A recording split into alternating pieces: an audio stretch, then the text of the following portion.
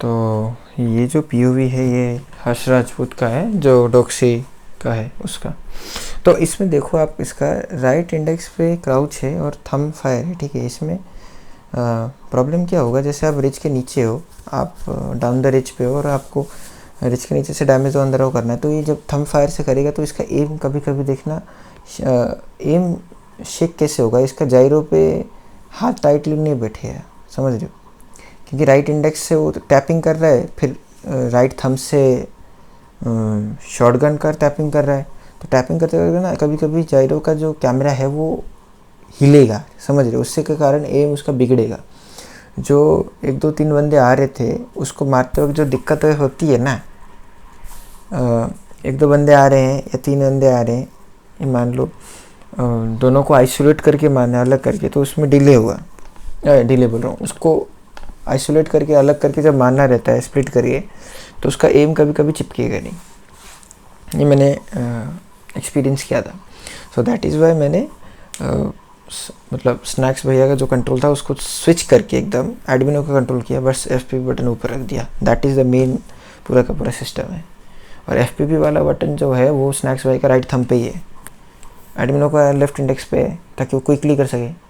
और same cheese with the slug K9 का जो स्लग है उनका कंट्रोल में भी देखोगे राइट इंडेक्स पे उसका जो है स्कोप और 2 पीक बटन है, तो उनका जो थंब पे पास है उनका जंप और वॉल्ट बटन, समझ रहे हो।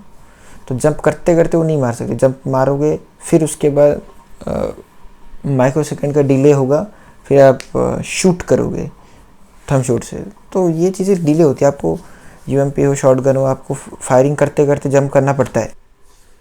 तो ये रहा अपना ये पूरा का पूरा कंट्रोल है, HV4 का स्नैक्स का कंट्रोल और मॉडिफाइड एडमिनो का कंट्रोल। तो ये है, और ये प्रॉपर एडमिनो कंट्रोल भी है, और मेरा जो मॉडिफाइड एडमिनो और कालसे वाला कंट्रोल भी है, दोनों देखना अच्छे से समझो। और रही बात ये जो मैंने बात बताई, राइट इंडेक्स फिंगर का जो अच्छे से प्लेस है फ़ोन पे, 3 फिंगर प्लेस का रहता है, 2 फिंगर प्लेस का रहता है, इसलिए उनका एक्यूरेसी बहुत अच्छा रहता है। बट 4 और 5 वाले का एक्यूरेसी थोड़ा कम रहता है। 4 वाले का थोड़ा बैलेंस भी बोल सकते हो, 5 वाले का थोड़ा एक्यूरेसी कम रहता है, उसको मास्टरी करना पड़ता है तभी जाके होगा, तब जाके। So that is why 5 finger वालों को क्या है ना कि थोड़ा एम एक्यूरेसी करने के लिए प्रैक्टिस ज़्यादा चाहिए, और इसीलिए 5 फिंगर का ऑटोगन्स में अच्छा चलता है। DMR और ये जो पिक करके मारना, DMR में दिक्कत आती है, प्रॉब्लम, तो इस चीज़ का ध्यान रखना पड़ता है। इसीलिए मैंने 5 फिंगर खेला था 2024 में और 25 के स्टार्टिंग में, बट मेरे को जमा नहीं, खासकर हिप फायर में प्रॉब्लम आया। CQC फाइट्स में, क्लोज रेंज में, क्लोज क्वार्टर कॉम्बैट को CQC बोलते हैं, तो वही चीज़ है। तो इस चीज़ को आपको कंसिडर करना पड़ेगा, और आपको 4 फिंगर या 5 फिंगर तो खेलना पड़ेगा, और प्रैक्टिस अच्छे से, या हाथ गर्म करके खेलो तो अच्छे से खेल पाओगे। बट 2 और 3 आज के डेट पे स्लो हो गए, टू बी ऑनेस्ट अगर बताऊँ। 2 तो मत ही खेलो, 3 खेल लो, 3 थंब फिंगर खेल लो।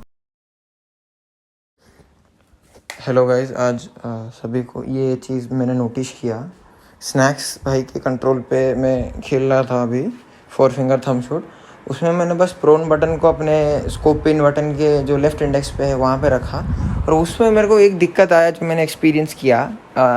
ऑटो गन्स चलाने में दिक्कत नहीं होता था, होता था बर्स्ट फायर में कैसे, मतलब देखो, बर्स्ट फायर सिंगल टैप्स में कैसे होता था।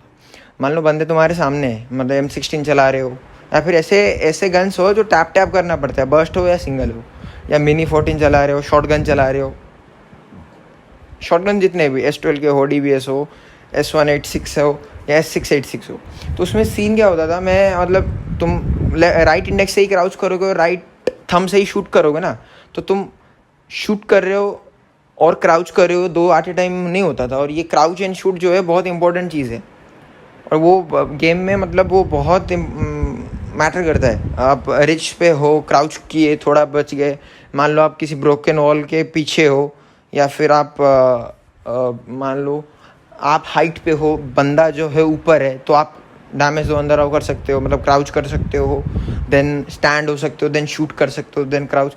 तो ये मेरे को डिसएडवांटेजेस लगे। मेरे को एडमिनो के जो कंट्रोल्स है, जैसे एडमिनो के कंट्रोल्स है सेम वैसे कंट्रोल्स जो S2G, एक उसका प्लेयर का नाम था S2G राइज एंड S2G दूसरे का नाम था क्या, क्लॉस। तो S2G क्लॉस और S2G राइज इन दोनों का मतलब जो है उसका भी कंट्रोल्स ऑलमोस्ट सिमिलर ही है। 4 फिंगर थंब शूट, और उनके जितने भी मतलब थंब शूट्स हैं वो थंब पे ही तो है मेन। एक उन्होंने बटन वगैरह रखा था, ये पता नहीं किसने, राइज ने या फिर क्लॉस ने, नेट्स एंड वॉली के लिए, लेकिन उनका लेफ्ट इंडेक्स पे prone, crouch 2 peek buttons and right index पे स्कोपिन बटन है, और उसके एक्सट्रीम राइट पे FPP वाला बटन है। और नेट्स एंड मॉली के लिए वो लोग आई बटन यूज़ करते होंगे इंडेक्स से, या फिर वो एक जो लेफ़्ट वाला शूट बटन है वहाँ से वो नेट्स वगैरह कभी कभी करते होंगे, मतलब नेट्स करके आई बटन यूज़ करना, या फिर नेट्स को पुल किए लेफ़्ट इंडेक्स से और जंप किए राइट इंडेक्स से, और वो आई का नीचे खींचे थंब से। तो वो जो है वो काफ़ी मतलब उनको इफ़ेक्टिव बनाता है। और यही मतलब वो चीज़ है। जैसे S2G का कालसे क्लॉस नहीं कालसे, तो कालसे का जो है वो वैसा ही उसका कंट्रोल्स है जो मैंने देखा जो, हाँ। तो ये मैंने मतलब एडवांटेज और डिसएडवांटेजेस दोनों देखे कंट्रोल्स में। और हाँ, इसका एक रिलोड बटन जो है वो भी इसके राइट थंब पे जंप के बटन के ऊपर है, अगर आप सर्च करोगे तो ये मतलब है जो इफ़ेक्टिवली प्लेयर्स को बहुत अच्छा रखता है। मतलब मैकेनिकली वो बहुत एक्टिव होते हैं, और मैकेनिकली अगर आप एक्टिव हो पैर से टकरा गया डब्बा, गिर गया इसलिए साउंड आया। तो मैकेनिकली अगर आप एक्टिव हो तो आप इजीली वो चीज़ को कर सकते हो सब कुछ। मतलब FPP हुआ, ये हुआ, आप मैकेनिकली जितना स्ट्रॉन्ग है, क्योंकि गेम जो है वैसा नहीं कि मतलब आप क्राउच हुए, प्रोन हुए, स्कोपिन के मारे, पीक है, इसमें ये FPP है, ये सारा इसको क्या ना गेम को मल्टीप्लाईफुल बनाता है। मतलब मल्टी मैकेनिकल चीज़ है, मल्टी मैकेनिकल प्लेइंग, एडवांसिंग वो चीज़ों को समझाता है। बेसिक्स तो बेसिक्स ऑब्वियसली वो चलेंगे, एनी डे बेसिक्स ही है सब कुछ। हेड लेवल का एम जो है वो सबको मारता है, लेकिन ये जो है मतलब प्लेयरों में हमने देखा कि मैंने देखा ये थोड़ा डिफरेंस क्रिएट कर रहा है। अभी अगर आप देखोगे टर्की का जो S2G है PMGC में जो जीते थे, तो उनको क्यों हुआ, मतलब वो इसलिए जीते।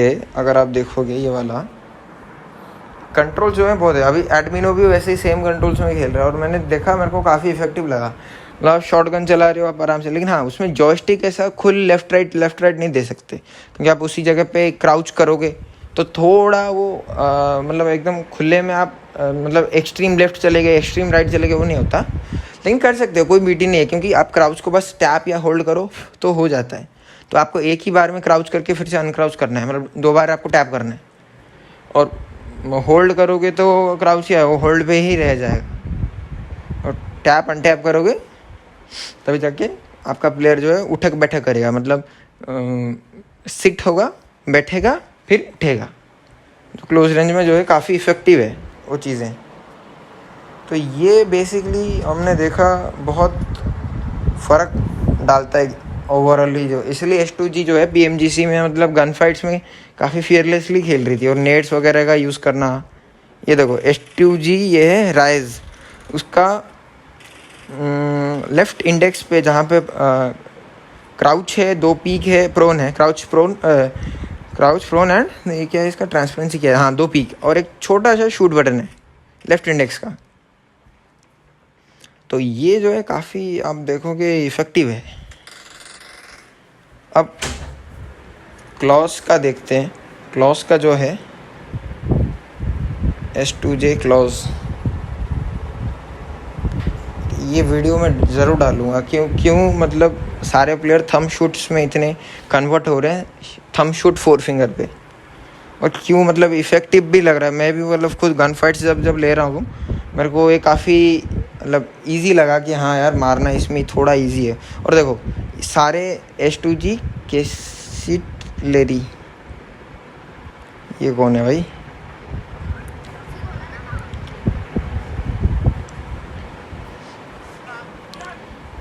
साइलास, उन्होंने जो 4v4 जो फाइट निकाला था मतलब वो, हालांकि उनका साइलस जो था वो पीछे था, वो बगी उसका स्लीप हो गया, लेकिन वो जो कंपाउंड पे उन्होंने निकाला था यासना पोलियाना के वो कंपाउंड पे 4v4 जो, लेकिन वो प्रॉपरली बोला जाए तो 3v4 था वो, क्योंकि एक बंदा पीछे से तो कवर दे रहा था लेकिन वो पीछे से टैग्ड अप था, उसको अलग स्क्वाड भी कोई मार रहा था। तो वो मेन सीन है जो मतलब एक टॉप टियर प्लेयर में और एक नॉर्मल टियर वाले प्लेयर में डिफरेंस डाल रहा है। छोटी छोटी चीज़ें हैं लेकिन ये बहुत इफ़ेक्टिव है। और उस टाइम पे अगर आप देखोगे उसका गेम सेंस क्या था, उसको पता था वो मॉली करने के बाद वो बंदा जला, उसको एनिमेशन आया जलने का उसके बॉडी पे लगा, फिर उसने एक नेड किया नहीं फटा तो उसको लगा कि भाई इसी समवेयर अराउंड राइट साइड पे होगा। अगर 4M का गुड़जियान या गुड़शियान कुछ तो था उसका नाम जो था, वो अगर बंदा चुपचाप पीछे चला जाता मतलब वो मॉली खाने के बाद मतलब राइट हैंड साइड पे चला जाता और वहाँ से वो TPP एंगल लेके लेफ्ट वाले से पिक करके TPP लेता, और जैसे वो बंदा आया फुटस्टेप सुन के वो राइट पे चला जाता।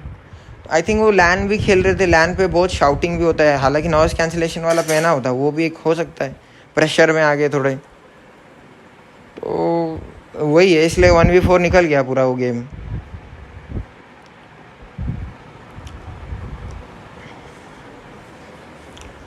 यही है पूरा जो हमने देखा।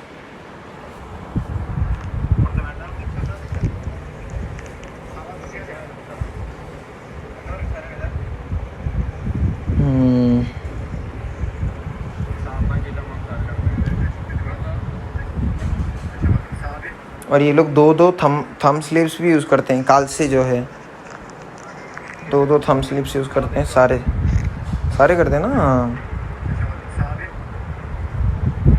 फिंगर स्लीव्स क्लोज रेंज में जिगल भी दे सकते हो थंब स्लीव से, मैट फिनिश अगर टेम्पर ग्लास है। और मेन चीज़ है ना, सारे मैं बंदों को एक रिकमेंडेशन देना चाहता हूँ, कोई भी आप गेमिंग खेलते हो कोई भी, आप नेल्स को काट के रखो। नेल्स अगर आपके फिंगर टिप्स जहाँ पे फिंगर टच होता है उससे अगर बड़ा हुआ तो आप कोई भी कंट्रोल्स खेलो, 5 फिंगर 4 फिंगर 3 फिंगर 2 फिंगर वो या 6 फिंगर 7 फिंगर, आप उस कंट्रोल में मास्टरी नहीं कर सकते, क्योंकि आप जब टच कर रहे हो तो आपका नेल टच हो रहा है, और नेल टच होगा तो नेल्स पे मतलब फास्टली लूट कर रहे हो, टैपिंग कर रहे हो, सिंगल टैप्स मार रहे हो तो आपका नाखून मतलब दर्द भी बहुत होगा और दुखेगा भी बहुत। तो नेल्स को कट करना बहुत इंपॉर्टेंट है, जो कोई भी प्रो प्लेयर्स नहीं बताते। मैंने बहुत बार देखा है, मतलब गॉड लाइक के प्लेयर्स का जब होता था ना ब्लॉग, वो अपने नेल कटर भी साइड बाई साइड रखते थे, पैराशूट ऑयल, कोई फिंगर स्लिप्स यूज़ करते थे, फिंगर स्लिप्स उसके साथ नेल कटर भी। नेल्स बहुत मैटर करते हैं, नेल्स अगर आपका ज़्यादा बड़ा होगा तो आप इफ़ेक्टिवली नहीं खेल सकते, आपको स्वाइप करने में दिक्कत होगा। आप लेफ़्ट से राइट थंब को स्वाइप करोगे, या मान लो जॉयस्टिक में लेफ़्ट वाले फिंगर से जॉयस्टिक हिला रहे हो, लेफ़्ट राइट कर रहे हो तो दिक्कत होगा। या फिर राइट थंब जहाँ पे है, राइट थंब से पूरे राइट साइड को मतलब राइट में से लेफ़्ट साइड को स्क्रीन घुमा रहे हो तो वो दिक्कत होता है।